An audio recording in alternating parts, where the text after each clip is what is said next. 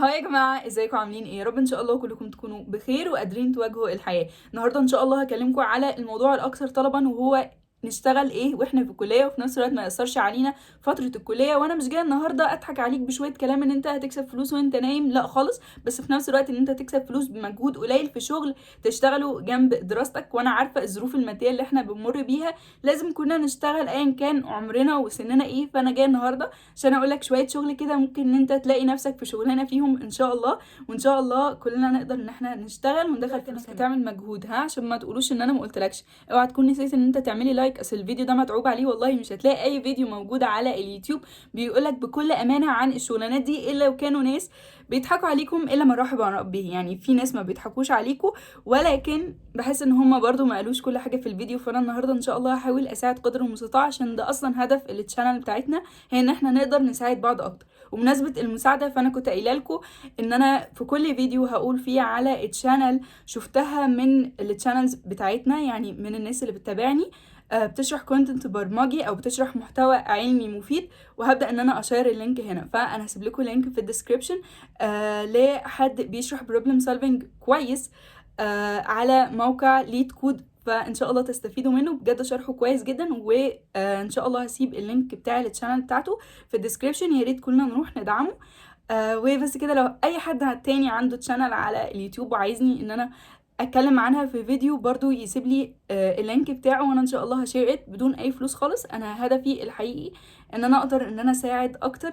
فيعني احب ان انا اساعدكم وافرح بيكم جدا لو انتوا عملتوا شانل على اليوتيوب. حوالي 12 شغلانه، انا هحاول ان شاء الله في كل شغلانه اقول لك ان انت تشتغلها ازاي، واقول لك تتعلمها كمان منين. ولو انا مش عارفه هسيب لكم لينكات حاجات في الديسكريبشن، وفي حاجات منهم انا مجرباها فعلا وفي حاجات لا. فكل حاجه انا مجرباها او مش مجرباها هسيبها لكم في الديسكريبشن، فابقوا بصوا فيه ان شاء الله. طيب، واول شغلانه معانا هي يوتيوب سابنيل ديزاينر، ان انت تعمل الصور المصغره لليوتيوبرز لفيديوهاتهم. هل في ناس فعلا عايزه الموضوع ده؟ ايوه، ناس كتير جدا من اليوتيوبرز بيكونوا عاوزين ناس يعملوا لهم الصور المصغره ليهم، علشان هم يعني بيكونوا يعني الناس البروفيشنال اكتر بتكون محتاجه ناس تديزاين الحاجات دي اكتر. فالشغلانه متاحه والناس كتير جدا بتطلبها. ايوه، ناس كتير. طيب، ممكن نعمل الموضوع ده على مواقع ايه، او ممكن نستخدم ايه عشان نعمله؟ 3 حاجات زي ما قلت لك، ان في كل شغلانه هقول لك فيها ازاي ان انت تتعلمها وازاي ان انت تقدمها فين اصلا. 3 حاجات ممكن تعملهم عليها زي موقع كانفا، وشايفه ان ده انسب حاجه. انت ممكن تعمل بكل سهوله ديزاين لصوره مصغره لحد يوتيوبر او كده، وهتلاقي ناس كتير جدا بتستعمل الموقع ده ان هم يعملوا صور مصغره عليه. وانا ان شاء الله هعلمكم على ال3 حاجات دول ازاي انتوا تعملوا صوره مصغره. الفيديو جاي او الفيديو اللي بعده ان شاء الله، يعني فكروني بس. تاني حاجة او تاني برنامج معانا هو برنامج فوتوشوب، ممكن انت تعمل ديزاين عليه، وبرضه هبقى اعلمكم ان شاء الله ازاي. تالت حاجة معانا وهي ان انت تستعمل برنامج انشوت على التليفون عادي جدا.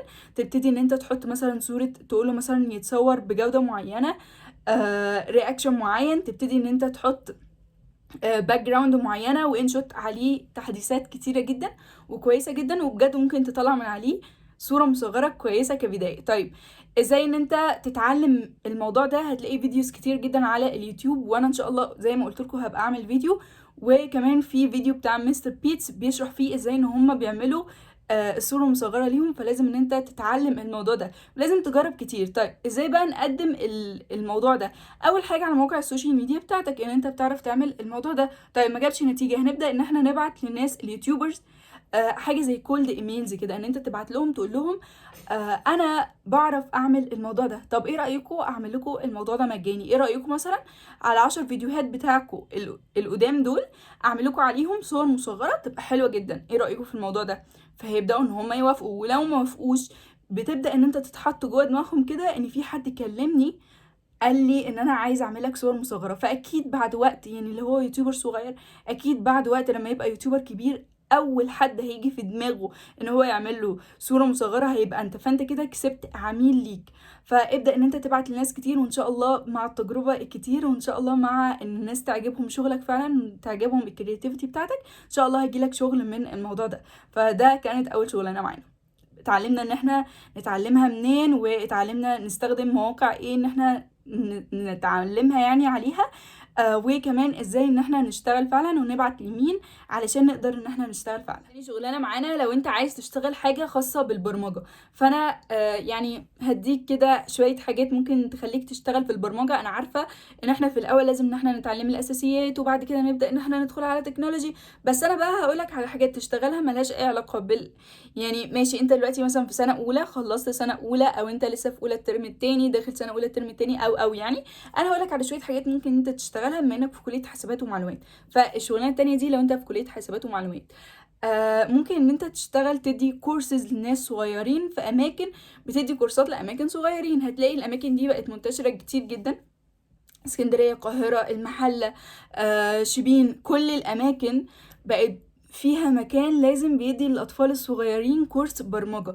والناس دي رغم ان الكورسات دي موجوده فعلا على النت، الناس دي بيكونوا عشان هم صغيرين بيكونوا عاوزين انستراكتور بيشرح قدامهم، فانت هتبقى انستراكتور للبرمجه لناس صغيرين. فكل الموضوع ان انت هتروح تشتغل في سنتر، ان انت تبقى انستراكتور للبرمجه. صدقني الموضوع يعني هيفيدك اصلا ان انت تشتغل انستراكتور للبرمجه للناس صغيرين. الموضوع هيفيدك جدا جدا جدا، وهتقدر ان انت تتعلم اصلا وانت بتعلمهم. يعني هيطلب منك مثلا ان انت تعمل بروجكتات ليهم، علشان هم لازم في نهايه مثلا الشهر او نهايه السيشنز دي يبداوا ان هم، ده موضوع انا مجرباه يعني، يبداوا ان هم يسلموا بروجكتات معينه، فانت اصلا هتتعلم وانت بتعلمهم الموضوع ده. فالموضوع هيفيدك قبل ما هو هيفيدهم، فانت كده هتكتسب خبره الشغل، وهتكتسب خبره كمان ان انت يعني اتعلمت حاجات جديده، عملت بروجكتات جديده. لو انت سنك لسه صغير في الكليه وكده هتلاقيك لسه ما عملتش بروجكتات كتير، فالموضوع كده كده هيفيدك. فاول حاجه معانا ان انت تبقى انستراكتور للبرمجه في مكان معين. ممكن انت تبقى انستراكتور تدلهم مثلا بايثون. البايثون في قناة كودازيلا بتشرحها كويس، وفي الزيرو كمان بيشرحها كويس، والاتنين دول بيعملوا بروجكتات كتير، وكودازيلا كمان بيعمل بروجكتات كتير جدا للبايثون. فانت ممكن تتعلم من عليها بايثون وتبتدي ان انت تديها للاطفال. ممكن لو انت حتى ما لقيتش سناتر تبتدي ان انت تكريت بيج وتبتدي تلم الناس اللي حواليك، قرايبك بقى ومعارفك، والناس يجيبوا ناس وكده تبدا ان انت تشرح لهم. فالموضوع كويس جدا جدا وهيفيدك كمان. دي كانت اول حاجه ممكن تشتغلها في البرمجه. لو دخلت على موقع خمسات او فريلانسر او اي موقع من مواقع الفريلانسر عموما، هتبتدي ان انت تلاقي ناس محتاجين ناس يحللهم تاسكات في البرمجه. انت ممكن تعمل الموضوع ده، ممكن تستعمل شات جي بي تي ان هو يساعدك في انك تعمل حاجه زي دي. تاني حاجه ممكن انت تستعمل السيرش، انت تسيرش لو على موضوع انت مش فاهم التاسك ده بيتحل ازاي. طب انا فاهم التاسك ده بيتحل ازاي، خلاص هقدم لهم الخدمه دي. انت بس خليك اكتف كده على موقع الفريلانسر عشان تعرف ايه المطلوب، فهتبتدي ان انت تحل لهم. بس التاسكات دي بتبقى تاسكات صغيره، ممكن حد عليه تاسك في الكليه مش قادر ان هو يعمله، فبدأ ان هو يحط ان انا عايز حد يعمل لي الموضوع ده، فانت تعمله له وتاخد فلوس. بس تشتغل حاجه في التكنولوجي، ممكن يعني اسهل حاجه او مش اسهل حاجه، اكتر حاجه ممكن تشتغل فيها بسرعه هي الفرونت اند. بس مش قصدي ان هي اسهل حاجه، بس قصدي ان هي يعني اكتر ناس بيشتغلوا بسرعه هم بتوع الفرونت اند. فلو عايز تشتغل بقى بتكنولوجي كده روح اتعلم فرونت اند وابقى اشتغل. بس انا بفضل لك ان انت تدرس اساسيات الاول زي ما احنا متكلمين بقى في كل الفيديوز بتاعتنا يعني، عشان مش عايزه اطول على الناس اللي داخلين علشان عايزين شغل وملهمش علاقه بالبرمجه. يلا بينا على النقطه الثالثه. النقطه الثالثه هي ان انت ممكن تشتغل مودريتور. يعني ايه بقى مودريتور؟ اللي احنا بنسمعها كتير جدا دي. مودريتور يعني انت تمسك لحد بلوجر او لحد عنده مثلا ستور او ايا كان عنده صفحه او بيج على الفيسبوك او على الانستجرام او ايا كان اللي هو عنده، انت تبتدي ان انت تمسكها له وترد على الكومنتس، تعمل اناليستيك لكل الحاجات اللي بتحصل. يعني مثلا الناس بتعمل كومنتات كتير للموضوع ده، ناس عايزين مثلا منتجات اكتر للموضوع ده، فتبتدي ان انت تكون شخص وسيط بين العملاء وبين الشخص اللي هو يعني صاحب بقى البيج الاساسي. انت بس بتقرأ له الكومنتات وترد عليها باسلوب كويس واسلوب سلس كده فريندلي اكتر مع الناس. بس هو ده شغلانه المودريتور، وناس كتير جدا جدا طالبه الموضوع ده. وهسيب لكم لينك جروب في الديسكريبشن. الجروب ده ناس كتير جدا بتطلب عليه مودريتور، زي بلوجرز، زي الناس اللي هم يوتيوبر. ناس كتير جدا بتكون عايزه ترد على الكومنتات بتاعه الناس، فبيجيبوا مودريتور حد يدلهم الصفحه. وناس يعني المودريتور ده شغلانته مهمه جدا علشان هو بيقرب اكتر الناس لبعض، والمفروض ان هو بيكون فاهم اكتر يعني في شغلانته. لما تتعود على شغلانه المودريتور هتلاقي فيها تفاصيل اكتر من اللي انا بقولها دي. انا بحاول اديك نبذه بسيطه عن كل شغلانه وازاي ان انت تقدر ان انت تشتغلها.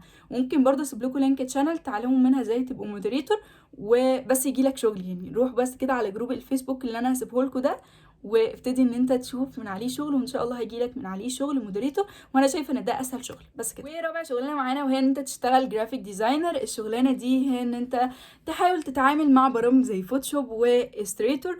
وهسيب لكم في الديسكريبشن قناه باشمهندس مصطفى مكرم، هو بيشرح البرامج دي كويس جدا. وبجد يعني تشانل عظيمه وهتساعدكم كتير جدا. والشغلانه دي تقريبا هتاخد منك كده حوالي تعلم وتطبيق وحاجات من دي على حسب شطارتك، بس ممكن تاخد منك 3 شهور وتلاقي نفسك بتشتغل فعلا. فاضغط انت بس على نفسك وطبق كتير واعمل كتير. ممكن تعمل على برنامج فوتوشوب زي ما احنا قلنا صور مصغرة ليوتيوبرز، فيبتدي ان انت تظهر مهارتك اصلا بتاعت الفوتوشوب في حاجه زي الصور المصغره. يبقى انت كده بتتعلم حاجتين، بتتعلم ان انت تبقى جرافيك ديزاينر وبتتعلم ان انت تعمل صور مصغره لليوتيوبرز. بتحاول في الجهتين يعني من الاخر. وكمان ممكن ان انت تبتدي تعمل تشانل على اليوتيوب، وده هنتكلم برضو على الشغلانه دي في الاخر. بس ممكن تعمل تشانل على اليوتيوب وتطبق فيها كل حاجه انت بتتعلمها. اتعلمت مثلا اليوتيوب سابنيل، اتعلمت جرافيك ديزاينر، اتعلمت ان انت تبقى مودريتور. اي حاجه انت بتتعلمها تحاول ان انت تقدمها للناس عشان تشارك الحاجه دي مع الناس. انت شخصيا بيجيلك شغل كتير جدا، ده غير ثواب ان انت بتشارك علم مع حد. فيعني اعملها بنيه طيبه ان انت بتساعد الناس، وفي نفس الوقت ان انت برضو بتشارك خبرتك مع ناس، فان شاء الله هيجيلك شغل اكتر. وفي ناس كتير اتشهرت في شغلها وبقى شغلها حاجه كبيره لمجرد ان هم شاركوا بس المعلومه مع الناس ووروا لهم ان احنا بنعرف نعمل ده فعلا. فاعملوا تشانل على اليوتيوب وشاركوا فيها الحاجات اللي انتوا بتعملوها. شغلنا معانا وهي ان انت تعمل فيديو اديتنج، يعني تعمل اديت للفيديوهات، سواء بقى اليوتيوبر سواء الناس بلوجرز بيعملوا فيديوهات على الانستجرام بينزلوها شورتس. الموضوع انتشر جدا، ناس كتير جدا بقوا محتاجينك، وبتتعلم الموضوع في حوالي اسبوع وتبدا ان انت تطبق، وكل ما تعوز حاجه جديده تبتدي ان انت تتعلمها. فالموضوع مطلوب جدا، في شغل كتير جدا، فانت بس ابتدي ان انت تدوس فيه وان شاء الله هيجيلك شغل. بالمناسبه دي انا عامله لكم فيديو عن لو انت اول مره تتعامل مع برنامج بريمير. هتلاقوني حاطه برضو لينك الفيديو بتاعي في الديسكريبشن، وهو هتلاقوا الفيديو اللي قبل ده على طول. لو اول مره تتعامل مع برنامج بريمير وعايز ان انت تتعامل معاه، فانا عامله فيديو عن الموضوع ده. وابتدي بقى ان انت تتعلم حاجات اكتر. والله انا عايز مثلا احط شويه افكتس، فابتديت ان انا اعمل سيرش عن الموضوع ده. وكمان قناه باشمهندس مصطفى مكرم بتشرح برضو فيديو اديتنج، اللي انا قلت لكم ان هو بيشرح جرافيك ديزاين. كده كده هي قناه عظيمه، بس برضو روحوا اتفرجوا على الفيديو بتاعي، لا جدال يعني. روحوا اتفرجوا، انا تعبت في الفيديوهات دي، روحوا اتفرجوا عليها. وطبعا لو انتوا لسه ما عملتوش لايك لحد دلوقتي، فانتوا شايفينها تعبانه في الفيديو ده قد ايه؟ شايفين ولا مش شايفين؟ عشان اساعدكم. فاللايك مش هياخد وقت. بقى مع اصحابنا يعني يعني انا مش هكلمكم، انا خلاص مش هكلمكم. انا عارفه ان انتوا دلوقتي هتروحوا تعملوا لي كومنت وهتعملوا لي لايك وشير مع صحابنا، علشان انا زهقت من عددنا ده، عايزيننا نكبر حبه. فما تنسوش بقى تعملوا شويه الحلويات دي، علشان بجد بيشجعوني كتير ان انا اعمل لكم فيديوهات كتير جدا تقدر ان هي تساعدني وتساعدكم برضو. طريقة اليوتيوب ثامنيل هنروح برضو في الفيديو اديتنج نعمل، هنروح لشوية يوتيوبرز او البلوجرز او ايا كان، هنروح نقول لهم والله احنا عندنا المهارة دي، فايه رأيكم مثلا نعمل لكم الفيديو ده ببلاش، او حتى مش ببلاش، ايه رأيكم بمبلغ بسيط قوي نعمل لكم الموضوع ده. فيبتدي ان هو حتى لو هو مش عايز دلوقتي زي ما انا قلت قبل كده، فانت على الاقل خدت فكرة ان انا هنا، انا موجود. فاول ما يعوز اليوتيوبرز ده، اول ما يعوز اليوتيوبر ده حد يعمل له فيديو اديتنج، هيبدأ ان هو انت خلاص انت اول حد هتيجي في باله. فانت كده كسبت منه على الاقل ان انت قلت له انا موجود، علشان اول ما يعوز حد هيعوزك انت على طول. فحاجة مهمة جدا جدا ان انتوا تعملوا الموضوع ده، اهتموا بس وطبقوا كتير. وبس كده. وزي ما انا قلت اعملوا يوتيوب تشانل وابتدوا ان انتوا تشيروا عليها ان انتوا بتعرفوا تعملوا الموضوع ده. وان شاء الله برضو طالما انت شغال في كل الجهات، انت شغال ان انت بتبعت لليوتيوبرز والبلوجرز، وشغال ان انت بتطبق مع نفسك وبتتعلم حاجات جديدة، وفي نفس الوقت بتبتدي ان انت تشير المعلومة مع الناس، عشان اولا تيسر على الناس المعلومة، ثانيا برضو انت بتشارك المعلومة مع الناس، فبتعرف الناس ان انا هنا انا بعرف اعمل الموضوع ده.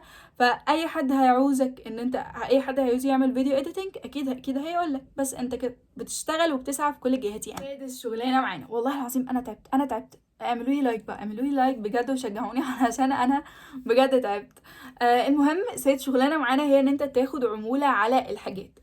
ازاي بقى تاخد عموله على الحاجات؟ بكل بساطه هي ان انت بتروح ليها طريقتين. اول طريقه هي ان انت تروح مثلا لمحلات. انا مثلا في كليه حاسبات ومعلومات، فانا ناس عايزه ايه اكتر عندي؟ عايزه مثلا لابات، عايزه جرابات لللابات، عايزه جرابات للتليفونات، عايزه ستيكرز لللابات، عايزه شواحن لللابات، عايزه حاجات متعلقه باللابتوب.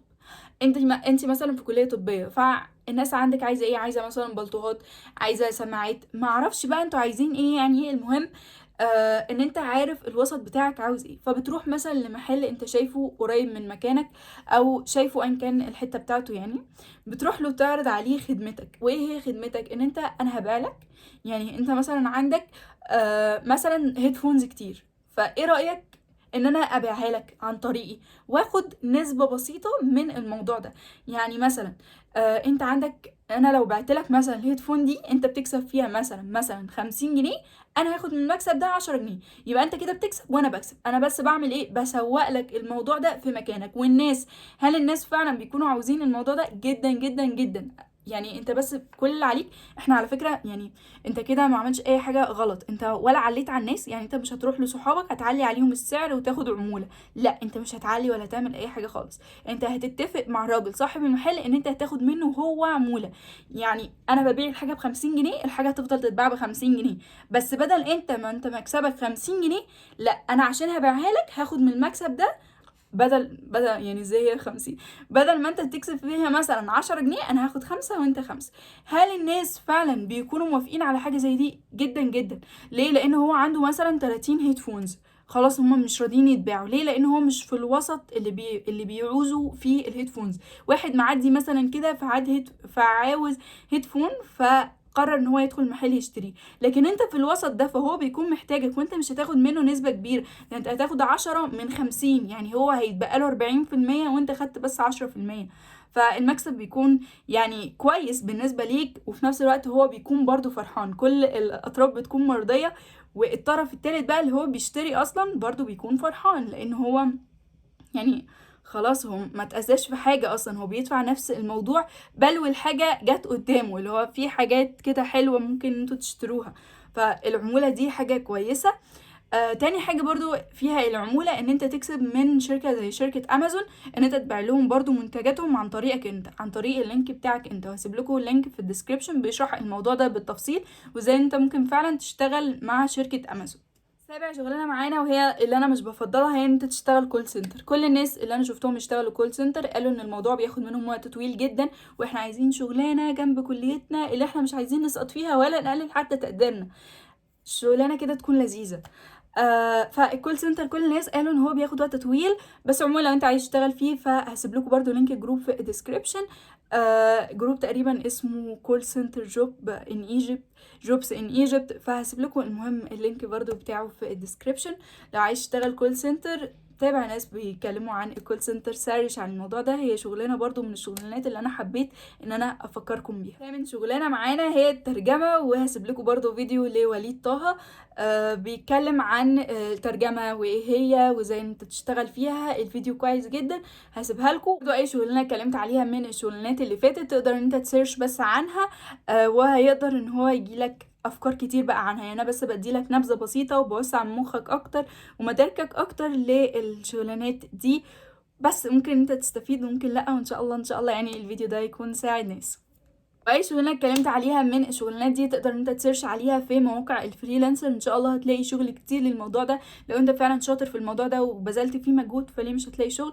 بس شوفوا كل مواقع الفريلانسر زي موقع فريلانسر، موقع مستقل، موقع ابورك، وهم دول اللي انا فاكراهم دلوقتي، وموقع خمسات طبعا. هم دول اللي انا فاكراهم دلوقتي، بس انت ممكن تسيرش عن الناس بيتكلموا عن الفريلانسر اكتر، هتلاقي مواقع اكتر وهيعرفوك اكتر ازاي تتعامل مع المواقع دي. تاسع شغلانه معانا وهي الديجيتال ماركتنج. انت ممكن تشتغل فيه وتتعلم الموضوع ده من حاجتين. مهارات من جوجل، وناس قالوا لي كتير ان هم بيرغوا كتير جدا وما استفادوش قد كده من الموضوع ده. ولكن وزارة يعني الكورس اللي منزلاه مجاني وزارة الاتصالات هو كورس كويس جدا، كل الناس شكروا فيه. تقدر بعدها ان شاء الله ان انت تشتغل. هو تقريبا 40 ساعة، انا مش فاكرة الصراحة، بس هو تقريبا 40 ساعة. المهم يعني انت بتقعد كتير قوي تتعلم، فابذل مجهود شوية صغيرين كده في الحاجة اللي هتخليك فعلا تشتغل. الديجيتال ماركتينج ناس كتير جدا بيشتغلوا فيه بجانب الكلية، فيستاهل انت تقعد تتعلم فيه حبة، وهتلاقي برضو شغل ليه كتير على مواقع الفريلانسر. شغلنا معانا ان انت تكتب سكريبتات الناس محتاجينها زي اليوتيوبرز بيكونوا عاوزين ناس تكتب لهم السكريبتات بطريقة لذيذة كده ولطيفة على الناس، عشان الناس يتفرجوا على فيديوهاتهم بشكل اكتر. ممكن انت برضو تعمل تشانل على اليوتيوب علشان تبدأ ان انت انا حاسة ان انا يعني في لوب، في انفنتي لوب عمالة بعيد لكم كلامي. المهم ان انت تعمل تشانل على اليوتيوب تشارك فيها النولج بتاعتك علشان الناس تعرف ان انت عندك الموضوع ده. تاني حاجة ان انت برضو توري الناس في البوستز بتاعتك على السوشيال ميديا، تكلم البلوجرز وتكلم اليوتيوبرز تقول لهم انا بعرف اكتب لكم سكريبتات هتشد الناس اكتر ليكم، او هتخلي طريقتكم افضل في الكلام. فايه رايكم ان انا اعمل لكم سكريبتات مجانيه او بفلوس رمزيه؟ بتكلمهم تعرفهم ان انت موجود لو عندك الموهبه دي. انا ال11 معانا وانا مش عارف خلاص ارفع ايدي، يعني تمام. شغلانه ال11 معانا هي لو انت عندك موهبه ان انت تعرف تعمل دوبلاج بصوتك، اعمل الموضوع ده، وانا برضو جربته.